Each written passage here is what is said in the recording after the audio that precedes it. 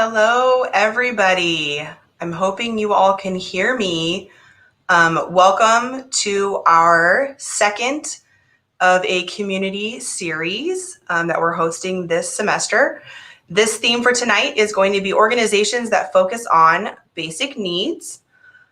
Just wanted to review, have you all read quickly our practicing kindness statement and our encouraging engagement statement. So I'll give you a second to read through that, and then we'll jump in.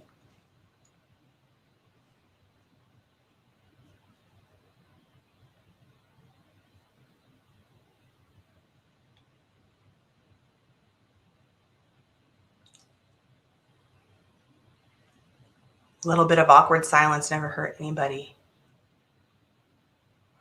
All right, we'll go ahead and get started. So like I said, welcome everybody so much. We're glad that you're here. This is our second of our community series. My name is Katie Haar, and I am the Service Learning and Civic Engagement Program Supervisor here at Chandler-Gilbert Community College. The Service Learning and Civic Engagement Program works closely with local community partners to create opportunities for our students to take their classroom learning and apply it to real-world situations out in the local community. We look to our community partners as co-educators as they help teach our students at their organizations with real hands-on experience. I wanted to provide just a little bit of background on how this event series came to be, and then we'll jump in and get started. So last semester, our Service Learning and Civic Engagement Program team was looking for ways to connect students, faculty, and staff to our amazing service learning partners. We wanted the audience to have the ability to hear about all of the incredible work that was being done in our surrounding communities.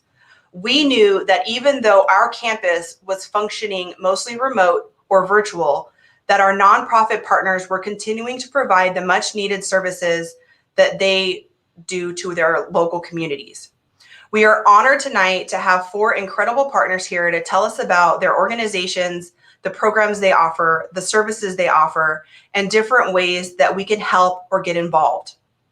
As we move into the event, the structure of the event will be as follows. Each organization will have 10 minutes to kind of share their organization's information, then followed by a question and answer session where we encourage all of the participants to ask questions in the chat feature. And we'll get to as many of those as possible. At the last event, we actually did run out of time, so we'll provide some contact information so you can follow up if your question is not answered. Lastly, there is an evaluation and an attendance link that will be shared in the chat towards the end of the event. Please, everybody, complete that evaluation so we know what you thought of the event. If you are a Chandler-Gilbert student, that evaluation needs to be completed for you to be marked as attended. So you have to complete that to be marked as attended in the event. Now, the last thing is I want to go ahead and pass the event over to your host for the evening, Sarah Helmuth. Sarah is our Chandler-Gilbert Community College Education Placement Coordinator. In a typical semester, Sarah works to place all of our EDU students in K-12 classrooms around the Valley with mentor teachers to get hands-on classroom experience. Sarah, it's all yours. Thank you, Katie. It's an honor to be here this evening and to have the opportunity to engage in some meaningful conversations with 4 of CGCC's incredible community partners. So we have a lot to discuss this evening. So without further ado, Shauna, would you like to introduce yourself and tell us about your organization? Yeah, absolutely. Thanks for having me. My name is Shauna Fellins. I'm the Program Operations Director for Ascend. Ascend has been in the community for 50 years, providing basic needs services. We started as a food bank. A variety of smaller churches had pantries, and they were realizing they couldn't meet the needs of a entire family. So they came together and formed our organization. So after providing food to the community for over 40 years, we decided that families had more needs than just food, and we started doing family resource center programming. That kind of the idea is to provide wraparound services to the people community. And Family Resource Center provides parents early literacy programs so that all of our little kiddos get ready for kindergarten. It's a Parents as the First Teacher program. So the parents actually come and learn how to teach at home. And so we're really working on how to family through. I'm gonna stop my, okay. I'm sorry, it sounds like I'm having a little technical difficulties. That hopefully is better. The Giggles, Squiggles, and Squirms program provides all of the kindergarten readiness of some of the best preschools in the Valley, in my opinion. And then after providing the Family Resource Center, we realized that there's really a strong need for programs for families that are in a financial crisis. In 2012, we started the community action programs for Chandler-Gilbert and senior nutrition programs, which includes Meals on Wheels and congregate dining for seniors and disabled in our community. One of the last programs that we added was our homeless and housing programs, where we provide interfaith homeless emergency lodging program, and we provide shelter for up to 25 guests a night. And we've continued to do so throughout the pandemic with some safety precautions in place. And I do have a short video about our organization, if we can cue that up.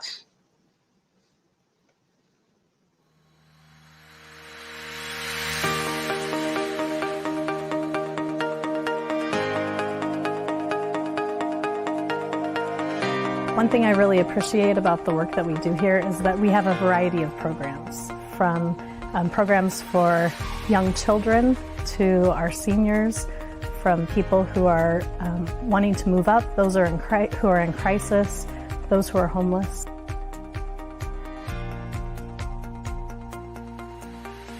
I've been in social services for 20 years, and I mean, this agency is just, it's so dynamic. There's just so much that happens here, and we are able to respond to the needs of the community fairly quickly. So when we see something that needs to be done, okay, I'm not sure if the video's meeting that need. Coming up or not, so maybe I'll keep talking. We're serving but community, you know, one of the things that are less fortunate, and there's such a great group of people here to work with. Not just the volunteers, but the people that run Ascend are wonderful. They're all here to help others, and it's such a good feeling. So we're not doing the same programs over and over and over. We're constantly looking at how we can do things better, how we can better meet the needs of the community, how we can make sure that we're being responsive to what they need. Well, each day we're faced with so much need, and that can be overwhelming, but I feel so fortunate that I get to see the generosity of the community match that need each day.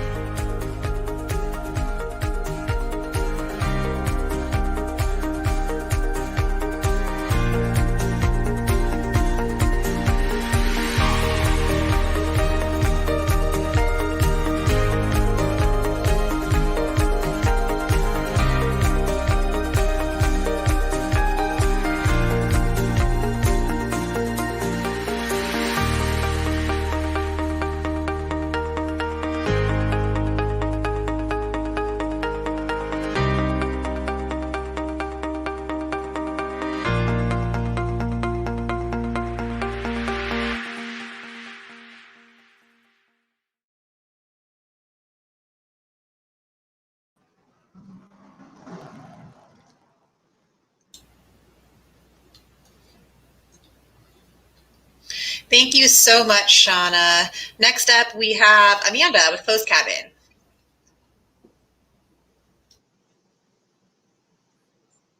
Hi, everyone. Thank you so much for the opportunity to present this information to so many of you socially minded citizens. It is a real privilege to connect with young students in the Valley that are interested in doing good in the community. So thank you so much for this.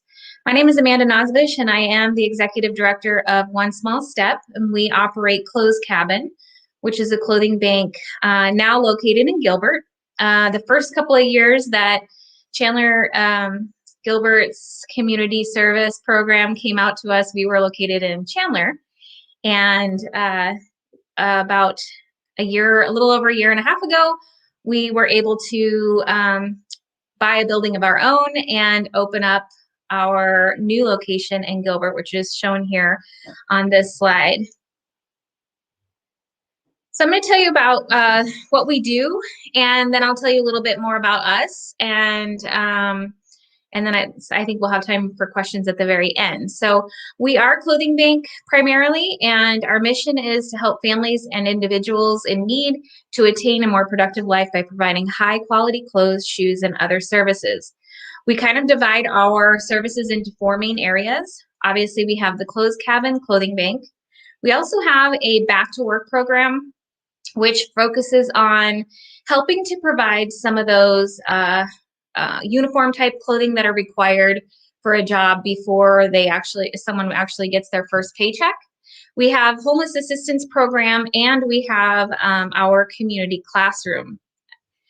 So the clothes cabin is the clothing bank, and it is open and available to anyone in need. Simply, it is what we call a no barrier or a low barrier program. So simply telling us that you could use assistance or that you cannot afford these items on your own is what qualifies you for assistance through our clothes cabin. At Clothes Cabin, we provide only quality, gently used clothing.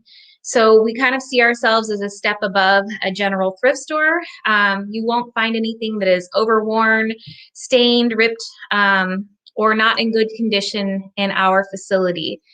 Our real goal is to provide a encouraging, welcoming, and dignified service to everyone that comes to see us. And we want it to really be a lifting experience that makes people feel ready to take on the day, ready to take on the job interview, ready to take on school, whatever it is that's coming their way. So new clothing, shoes, and basic linens. Clients can come to use our services once every 3 months for as long as they need help. You don't need an appointment, and our basic client open hours are Tuesdays and Wednesdays 9 to 3 and Thursdays 6 to 8. In addition to Clothes Cabin, we have our homeless assistance program. So if someone were currently unsheltered, they could absolutely access our clothing bank, but they would have also the option to add some additional services. In our homeless assistance program, we also provide access to laundry, washer, dryer.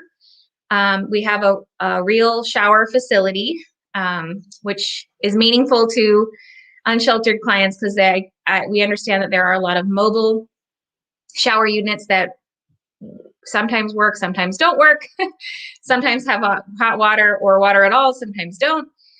So it is a real privilege to have an actual regular shower facility. We also have lockers that are kind of like your standard high school half locker size lockers where someone could store some clothing. What we see mostly is clothing, some heavy shoes, sometimes sleeping bag or blanket. But most importantly, the reason that we started the locker program was because we were hearing from a lot of our unsheltered clients that they had maybe just gotten their documentation as far as maybe their birth certificate, or maybe they got an ID card.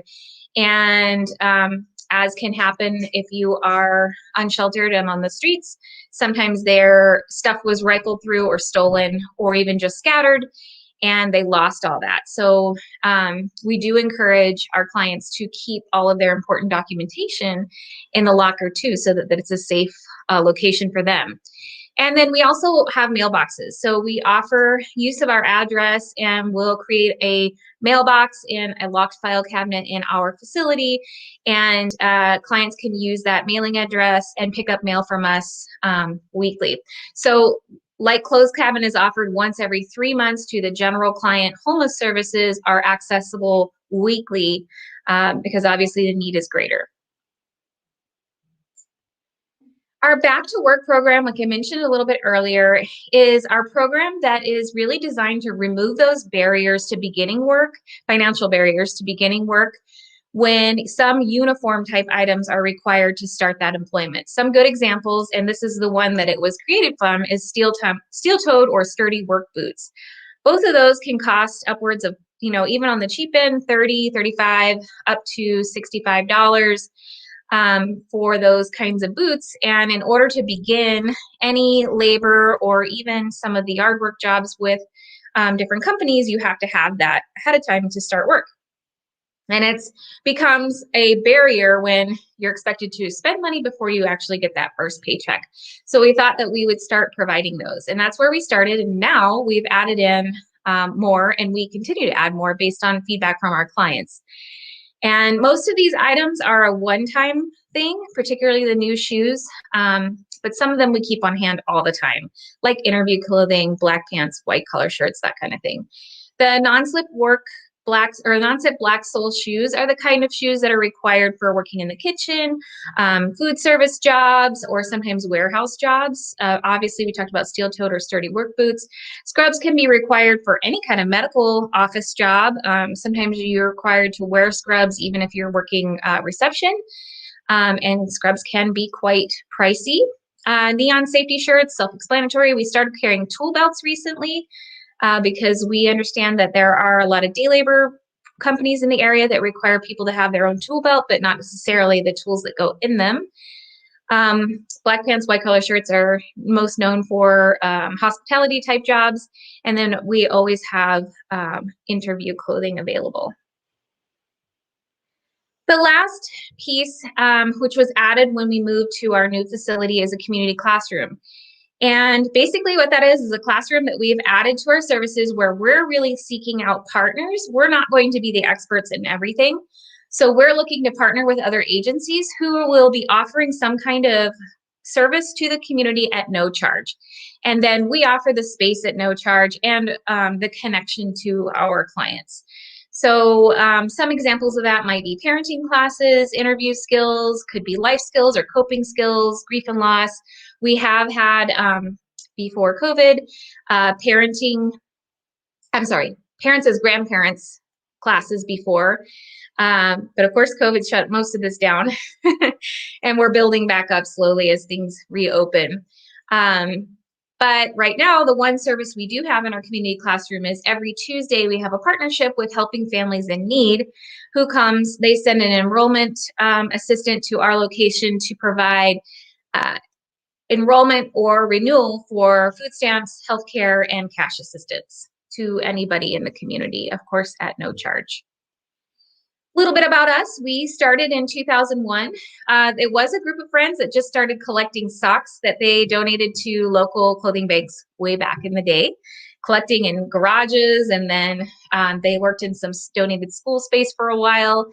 And in 2009, they had identified that a couple of the clothing banks in the East Valley had closed, and this group of ladies thought this is something that they could handle. So they established One Small Step as the nonprofit and developed the new program called Closed Cabin, which is clothing bank. And like I mentioned earlier, in 2019, we actually moved into our own building after a successful capital campaign. So the building we're in now is actually ours, which is great for stability for a nonprofit. We serve about 7,000 unique individuals a year, but you can come multiple times in the year because you can come every 3 months. So 2019, we were just under 13,000 visits in the year, and 84,000 articles of assistance went out our front door, not including all the things that we shared with other partners. That's a different kind of count for us. We just have 3 part-time employees. One of the most unique thing about us is that we mostly operate off of volunteer power. So 3 part-time employees for the whole agency. The rest of the work is really done by about 50 regular weekly volunteers that come in and give us between 2 and 4 hours of their time every single week. I do have a handful that do just once a month or every other week, but for us, most of our volunteers are weekly. You can find us. We post on Facebook and Instagram as often as we can remember to. So you can find us there. Of course, we have our website, which was on our cover page, but it's just onesmallstepaz.org. And last little plug is that I am hiring. My program manager recently quit, so we're looking for a new program manager or program coordinator. We're kind of playing around with the title.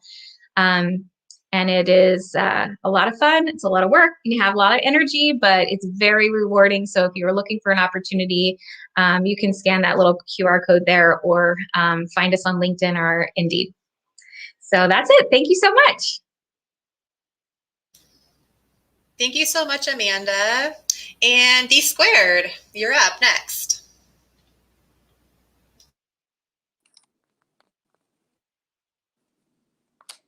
Hello, so my name is Wante, and I am the Executive Director of D Squared Homes for the Homeless. And I started D Squared in 2019. My son lapsed into homelessness and lived in Kiwanis Park for a year. While he lived,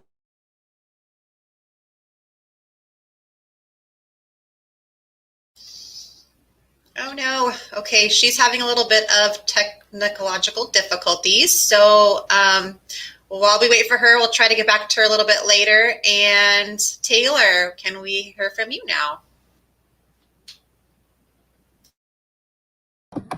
Yeah, hi everyone. I'm Taylor. I'm an agency relations manager here at United Food Bank. And so I have a little presentation I'll go ahead and turn on. I'll go a little bit more about what we do. So United Food Bank, we are a regional food bank. So what that means is through the Department of Economic Security, we are contracted to service areas in Arizona. So between United Food Bank, St. Mary's Food Bank, and Community Food Bank, we help kind of focus on hunger in Arizona.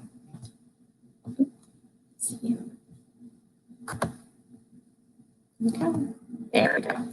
So like I said, our mission is providing access to nutritious food through community partnerships, food distribution, and education in the greater East Valley and Eastern Arizona. So our service territory is a lot of the East Valley, and I'll show a map a little bit later, but our history came from 1983. So we've been around for a little bit. And even though our service areas have changed a little bit, we are still focused on Eastern Maricopa and some of the Navajo and Apache counties, as well as Pinal and Gila. So through United Food Bank, we're a partner of Feeding America. And so that means that we have a little bit of additional help through some food experts. And so through this community, we get to learn best practices. We get to learn what's going well, what's not, and really get to share our knowledge instead of reinventing the wheel each time. So being a Feeding America partner itself is a really huge help and a really great way that we are able to keep moving towards reducing food insecurity in Arizona. And then through that, we are also a member of the Arizona Food Bank Network, which is a huge resource that we send to clients. We send out weekly or almost monthly notifications of all of our food banks in our areas to make sure that we're sending them the correct address, correct distribution times, and correct contact information so clients know where they can get food in their area and really work towards self-sufficiency and finding resources themselves that are going to fit their schedule and make them feel comfortable as possible. We have 2 different facilities. So we were able to expand to our warehouse. And this is kind of our volunteer warehouse. This is our Javelina location. If you've ever seen that location, it's a lot of fun. They do some really good corporate and volunteer events there. And then we have our regular warehouse, which kind of resembles a Costco. So if you ever get the opportunity, maybe a little bit post-COVID, to come take a tour, we'd love to have you here. So like I said, our service area is about 20,000 square miles. And so we're the mustard color on the map. And so we have approximately 37.5% of Arizona's total population and about 16% of Arizona's total land area. And so throughout our service area, any kind of the border areas, we have a lot of good partnerships with the other regional food banks to ensure that all of our clients are being served properly. So the need, so obviously during COVID, a lot of people maybe have gotten laid off, have some different problems that they shouldn't have to deal with if the resources are available. So we really tried to stress what's out there and who needs help, that if you're having a bad month, a bad week, the resources are available and we want to make sure that you feel comfortable. One less thing to think about each day. So this is based on our 2020 data. So 1 in 6 people 1 in 7 seniors, and 1 in 4 children struggles with hunger in Arizona. And if you just let that sit in for 1 second, that's a pretty significant amount of people. And this could be one point in their lives. This could be for 1 month, or it could be for an entire year. But it is an issue in Arizona. And so we have the food available, and we really just want to stress to people that this is important. And we have a lot of really great volunteers who we can create this this food networking system, but just looking at the need, it's pretty powerful. So some of the programs that we do, so United Food Bank partners with local agencies. And so when we refer to agencies, that means smaller food banks in the area that we send the food that we get from the USDA to them. So we base it on allocations, and that's kind of a lot of boring percentages and where it needs to go. But it's obviously just like a team. We work with them to make sure that they're getting enough food that they need to serve their people, and then that we're making sure that it's going to the fair community. So through that, we use an acronym called TFAP a lot. And so that food is government commodities. That's the USDA food. Through other programs, we do mobile pantries, which means if we notice there's a food desert, or there's a really increased need that we need to bring out food, we do it. We send a team out there, we distribute food anywhere, we bring a truck, and it's a really fun time. It's a lot of hard work. If anyone has seen us on some of the media lately, we've done a mobile distribution at the Mesa Convention Center for almost a year now. And so that's been a really, really powerful moment for United Food Bank to really shine and help our communities. And COVID really strengthened us as an organization and really showed what we can do and how much food we can get out. And we'll go over a little bit stats later. But we do, we provide food to soup kitchens, backpack programs, kids cafes. So we're always looking to figure out where we can give the food to our communities. And so new programs pop up all the time. So our 2020 impact, so that picture there is the Mesa Convention Center. And if you ever got the opportunity to see it or anything like that, it was huge. It was crazy. It's a lot of fun. We had the National Guard there, tons of volunteers, and we distributed a lot of food to people in need. So we calculated daily about 75,000 meals, which is about 22.5 million annually. 27 million pounds of food distributed annually, and 7+ million pounds of fresh fruits and veggies. So that part, I think everyone just needs to absorb that. That's fresh fruit and fresh vegetables that we gave to the community that not everyone has access to. We're not just handing out top ramen and some of this food that's not nutritious. We focus on the items that families can feel like they're getting some nutritious value. So if we always need volunteers, we do have a pretty decent staff here at United Food Bank for what we do, but we always need help. We build our own emergency food bags, and we sort through all of our donations that we get from any retail stores, and we try to save any food that can go to a family. We try to bring it to United Food Bank to make sure that it's going to someone and not going to any landfills. So any volunteer, any capacity, groups, individual volunteers, it's a really, really fun time, and we're as safe as possible. So donations, of course, we will take any donations that anyone has, food, money, time, we love it all. But just to show you how important it is, for every $1 donated, you get 5 nutritious meals, which that's small, that's less than a cup of coffee. And then 96 cents for every $1 goes directly to food programs. So we're not making millions out here, we're really trying to help our community. And then 1.2 pounds of food is 1 meal. So all of that number just shows you a lot goes a long way. So if we could play the video.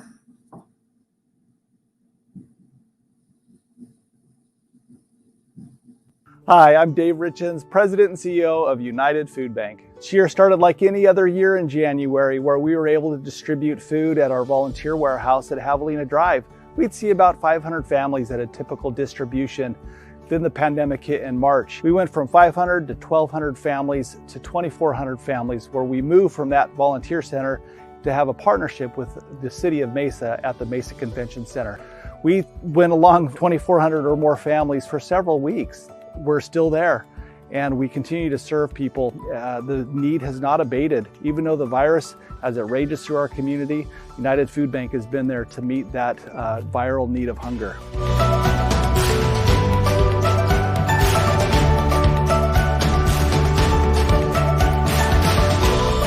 Hi, I'm Andrea Thomas, and this is my daughter, Layla Faith Thomas. Hi. And we are here to discuss the benefits of the United Food Bank that's had on our lives. I was furloughed for 4 months.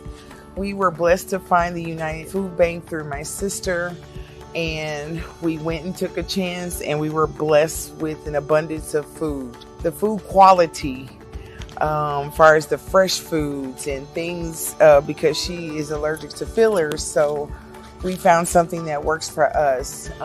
Furloughed for 4 months, and now it's time to give back. So we're here to volunteer and help other families and get the word out that there is hope.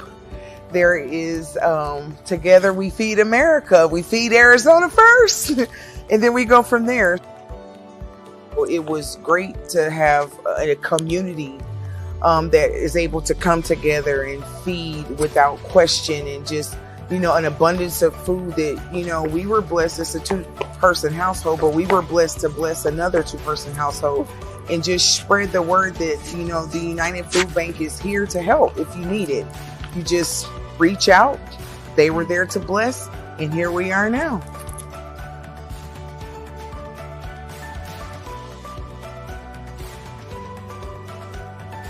We serve 200 agency partners in our 5-county service area, including the White Mountain and San Carlos Apache reservations. The impact of COVID on those reservations has been huge. We've sent extra truckloads of water and food into those reservations, and we've also built self-sufficiency with the Apache people. They've been amazing in partnering with United Food Bank to distribute food to their people. Our agency partners have stepped up in a huge way, accepting more and more food to meet the needs in their communities throughout eastern Arizona and eastern Maricopa County. At the beginning of the pandemic, our corporate volunteers had to disappear. They were all working from home, and their companies wouldn't allow them to come to our volunteer center to do the vital work of building emergency food bags. Instead, those corporations stepped up in a big way by providing financial donations to United Food Bank. We were thrilled to have the support. Our trucks were running harder, our employees were working overtime. We needed lots and lots of help. Without the help of the corporate community, we couldn't have survived. Because of the generous support of our community, United Food Bank is ready and prepared to serve as long as this pandemic wears on. On behalf of the entire team here at United Food Bank, thank you for your generosity in 2020.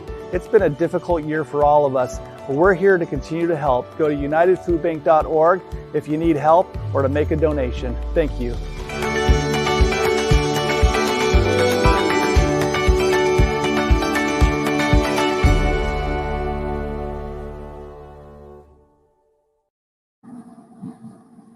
Yeah, so every time I watch that video, I get a little bit emotional just watching the progression and the change of that distribution. It's been very exciting. I like my job, which is nice, which brings me to my next slide. So if you're interested in joining United Food Bank, we are hiring, and these are really, really cool positions. Both are just created now, so never been done before. So the footprint is kind of up for someone who take on the challenge, which I think is a really, really exciting way. But these jobs are both posted on United Food Bank's website as well as Indeed. And if anyone wants more information, I'm happy to talk about them. And here's my contact information. If you have any questions about food insecurity or anything like that, I'm more than welcome to chat with you, send me an email, give me a call. And if you're interested in becoming a volunteer, or if you are part of a corporate group and you can either reach out to Andrea or Grace, and they can both give you some information about that. But other than that, that is all I have. I know I kind of talked a lot, so yeah. Thank you so much, Taylor. Okay, so Shauna, since you got kicked off earlier, would you like to take a few minutes to share a little bit more about your organization? Absolutely. I hope my sound is a little better now. So Ascend, you got to watch the video, and I told you about our 5 core programs. And really, just like Closed Cabin, United Food Bank, we all work together to serve the community. I know a lot of our clients go to Closed Cabin for different things, and United Food Bank is one of our biggest partners in our food bank. So, it takes a community to serve people, and, we're really grateful for everybody out there. Chandler-Gilbert, we've had a lot of your students come and volunteer and do Into the Streets at our agency. So it's just wonderful to be all together here and to be able to talk about what we do. We always, like every other nonprofit, we depend on about 1,500 volunteers to help us provide services as well. We have volunteers that cook meals for our program, our iHelp program, for our Interfaith Homeless Emergency Lodging program that serves those experiencing homelessness. And then we have volunteers that deliver Meals on Wheels to seniors. It's been especially important during the pandemic that we make sure our seniors still get their meals. We went from 13 routes a day to 22 in the last 9 months. We provide about 70,000 meals every single year to seniors. And we serve 17,000 unduplicated people through our organization in a variety of different ways.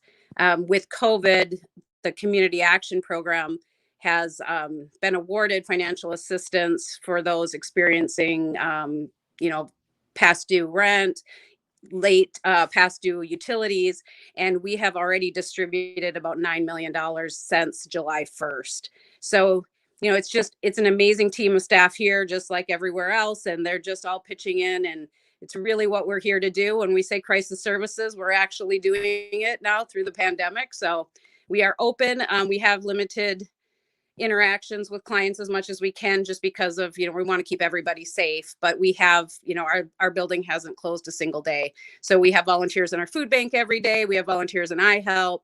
So if you want more information on Ascend, please go to our website, www.azcend.org, and there's all kinds of information there. Thank you. Wonderful. Thank you again so much, all of you, for being here and sharing all of the amazing things that your organizations are doing to help our community out and how we might be able to help support your initiatives. So we're going to go ahead now and open it up to some questions. And remember to go ahead and if you guys have a question, put it in the chat there. We'll try to get to as many questions as we can. If your question doesn't get answered, I encourage you to check out these organizations' websites, their social media sites, and I'm sure any one of these ladies would be happy to answer an email if you go ahead and email them your question as well. So this first question is directed at all of you. So I'll go ahead and read it, and then let's say, Shauna, if you want to start off with answering this question. It says, if a class or instructor wanted to help, what would your greatest need be at this time? So donations, volunteer work, what's the greatest need that you have right now? So we always need group volunteers. There's a lot of things that we need to sort food. All the donated food comes in. We have to sort it by date. We have to sort it by type. The food bank can always use group volunteers. We have a variety of other projects around the building, like our Family Resource Center needs to be painted. So, if there's a group that wants to do some type of activity like that, we always have improvements, which I'm sure any nonprofit does, or we just need that kind of help. We do need diapers. Diapers is something like a lot of families, you don't get assistance for diapers. You can get food stamps, you can get medical assistance. Diapers is something that's really kind of hard to come by. And especially the larger sizes, 3, 4s, and 5s are, a big need. We need people who want to teach classes to our seniors. We're doing things by Zoom, but what cool classes can we bring to them to keep them connected? We always say, if you have a talent, we have a group of people who can use it. So you let us know and we will figure out something for you to do.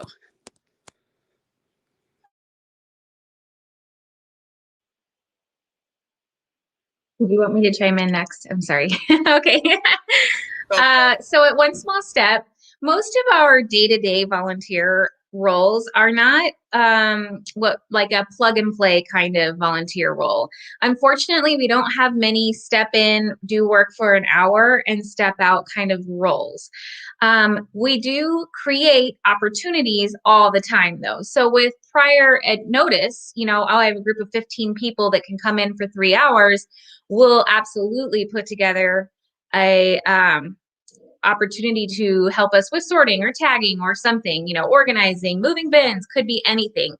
But it's not really like a show up. Not like if you have a food bank, it's kind of easier. Show up, get information on how to, build the box, and then do it for a couple hours and then see you later. So we have to create those opportunities for groups, but we love doing it. And it's always a huge help to us. Groups that want to do something offsite and then impact us on-site, that's always welcome too. And usually the best way is to reach out and say, exactly like you did, what are your biggest needs right now? So if you ask me right now, I could say either we had a school do a drive for hygiene items and they need to be bagged up. So someone could come pick up that stuff, take it to a classroom, bag it up, and bring us the end product if they wanted to, do it on their own time. Or better yet, collect your own trial size hygiene items and create these little hygiene kits and then bring us the finished products. We could send a small group with boxes of socks. I mean, there are all kinds of opportunities to do stuff like that. And our needs are changing all the time too. So the best way really is to reach out to the leader in the organization and say, oh, hey, give us some parameters. We're a group of 10. We're looking to spend 10 to 15 hours on a project. We either A, are interested in collecting items, or B, we don't want to collect any items. And then we create that opportunity that will really benefit, hopefully, the both of us. And then for a United Food Bank, we always need volunteers help sort food and make those EFBs. And the way that we do the EFBs, especially at the volunteer center, it's kind of like a distribution line. So you go through and you get all your products and then you tie it and they play music and it's a lot of fun.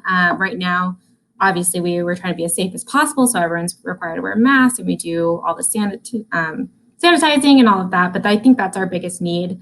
If you can imagine, everywhere else is running low on volunteers because no one really wants to go out. So instead of sending agencies food in bulk, we're sending them in these bags. And with the increased need of food in all of the counties and all of around, especially Mesa, we just need those bagged foods and they take some time. So that's probably our biggest need. Well, Taylor, you must have been reading my mind because this next question is kind of along those lines, which is with COVID-19, are there any restrictions with volunteering? So I don't know if you want to kind of elaborate a little bit or if you're ready for Shauna to answer. Yeah, so our Mesa Convention Center, we had everyone wear masks. The registration staff all wear gloves, and we make sure that we're as safe as possible. We've even requested all the clients who are in their vehicles to wear masks, and that's for their safety and our safety. I mean, we could talk to upwards of 2,500 households a day, and I don't know what I don't know. And so as long as we're doing masks, all of that, we sanitize. Even here in the office at United Food Bank, we all wear masks and we do our best to be socially distant, but we have not closed a day since COVID hit. We've actually worked more. We've worked longer hours. We've gone out, drove out to the White Mountain Apache and done plenty of 12-hour days. So we are as safe as possible, but we also know that the need is there. We have to help our community, and without food, we don't know where we're going to be. So we're as safe as possible given the circumstances. Okay, and for us the same. We try to do 6 feet social distancing. We do wear masks at all time inside the building, and when we can't be 6 feet apart outside, that's best case scenario. Of course, when you're moving food and getting donations, there's some, but we really do practice the CDC recommendations with all of our programs. We do disinfect the building weekly. We've limited traffic as much as we can and moved waiting areas outside when the weather permits, just to keep everybody safe. We're definitely dependent on volunteers and we need them to be healthy. We need our staff to be healthy and we want our clients to be healthy. So we are following CDC guidelines and we are doing everything we can, but like Taylor, we have not closed a day. So we are all in office every single day doing what we need to do. Hi, sorry I lost my video, but I am still here. We do have mitigation strategies in place as well. We require masks, we do hand washing, we have limited people in the spaces in the building. But fortunately, we have also been able to stay open and we continue to have volunteers. We just do smaller groups and we just take extra precautions, and it's working out great.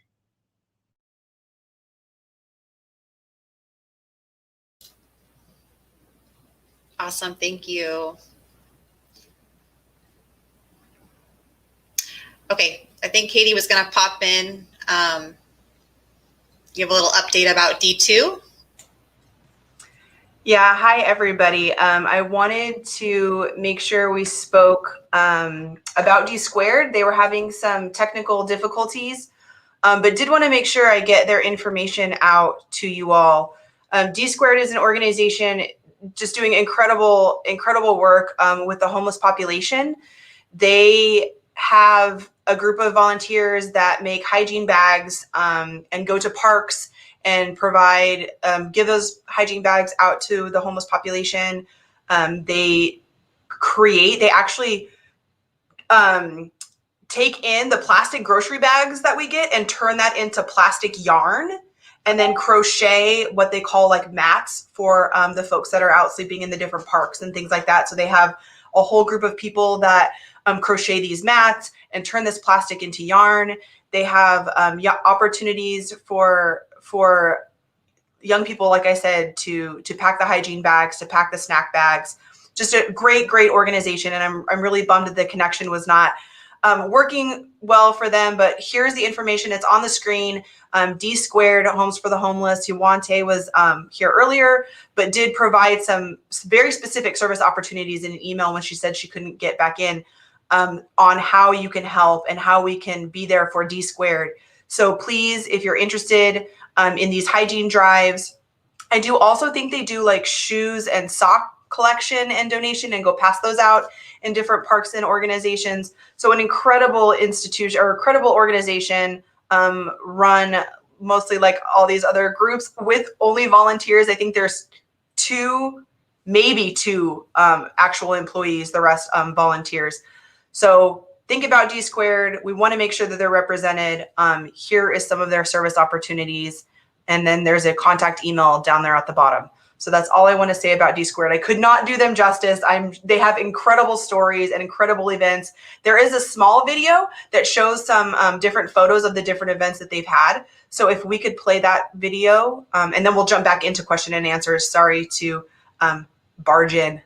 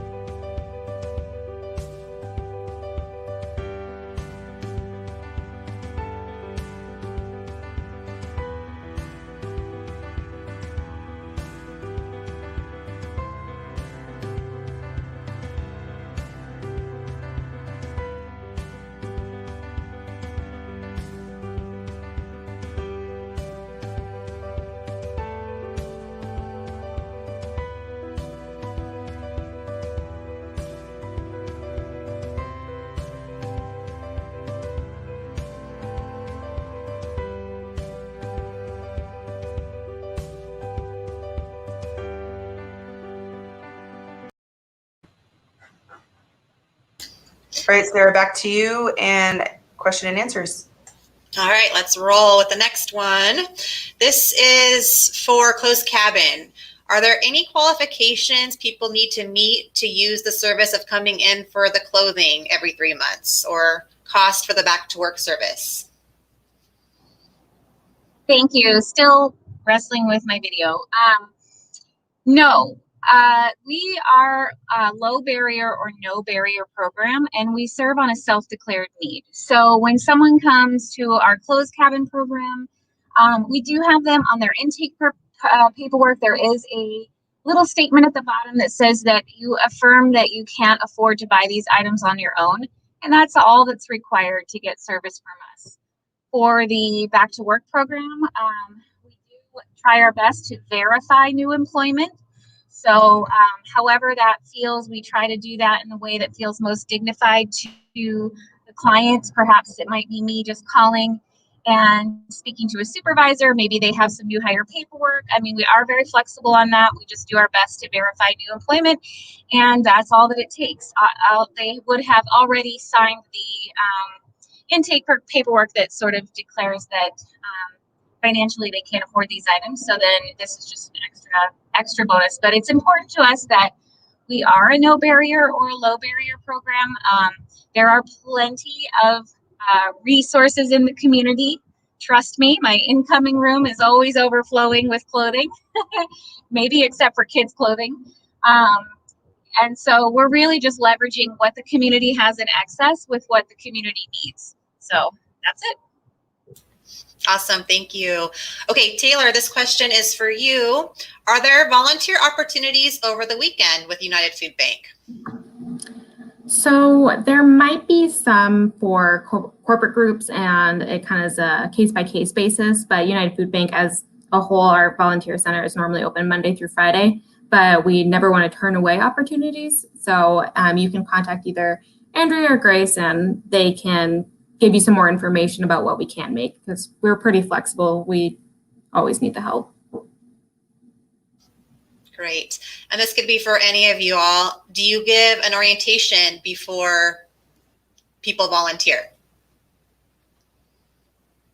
Yes, we do have an orientation process. So we go over just what policies and procedures there are, what our safety guidelines are, just basic information about the organization, just to make sure they feel comfortable. Us as well. And then if you ever happen to volunteer and you're doing registration for one of our distributions, you would just need to sign a volunteer confidentiality waiver.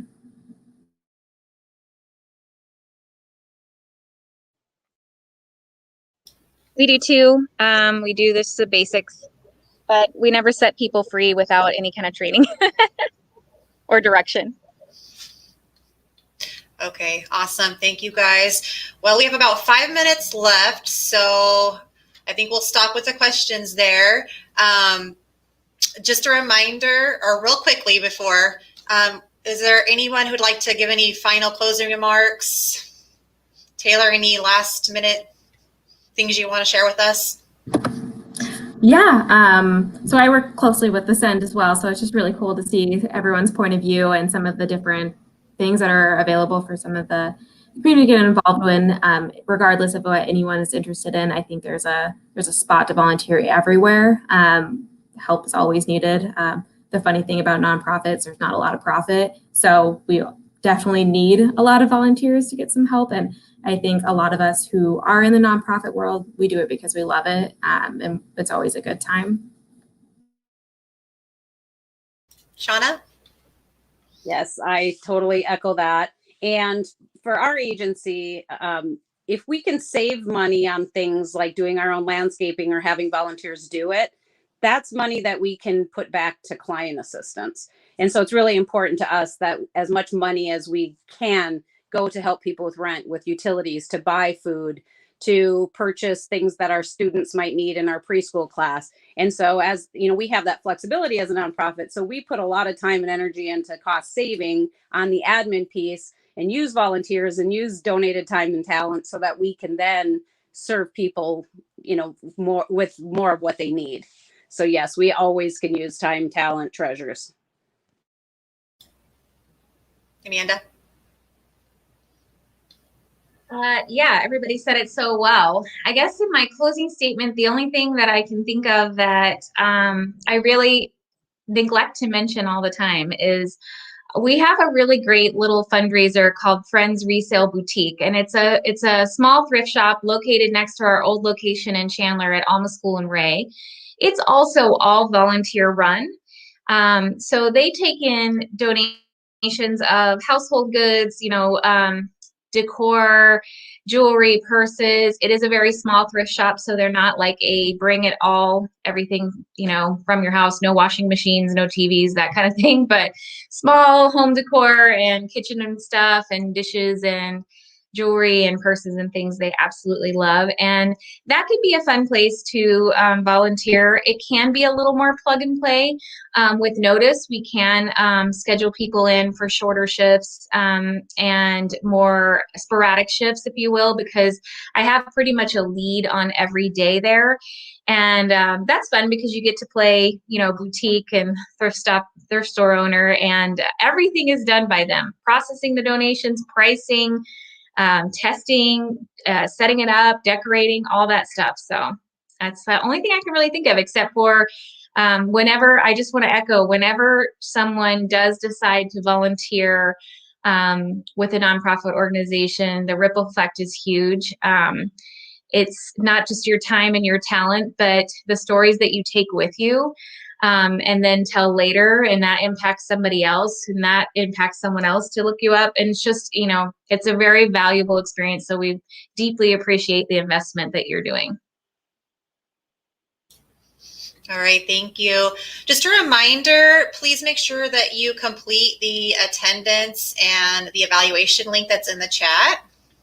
Our next community event is going to be April 13th. It's at 4:30. It's going to be focusing on the specialized serving populations. So we really hope that you'll join us. I know it's going to be awesome. We want to also let you know that if you want to get involved with CGCC, we have a help club on campus. And so if you reach out to them, they are a club that focuses on serving the community. And then also check out Coyote Connect, because you can find information about events that are happening on campus, serving, service learning opportunities, news. All the information that you can need is on Coyote Connect. So make sure you check that out. If you have any other additional questions, or you want to know more about the Service Learning and Civic Engagement Program, please make sure that you reach out to us at our email, which is service.learning@cgc.edu. We want to thank, big thanks to, the administration.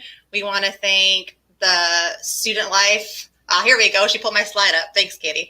So to the administration, we want to thank, of course, our amazing, amazing community partners for being here tonight, sharing all this valuable information with us.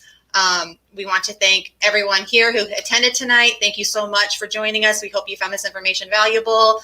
Thank you, Student Life and Leadership, Service Learning and Civic Engagement Team, also Marketing Department. You guys are amazing.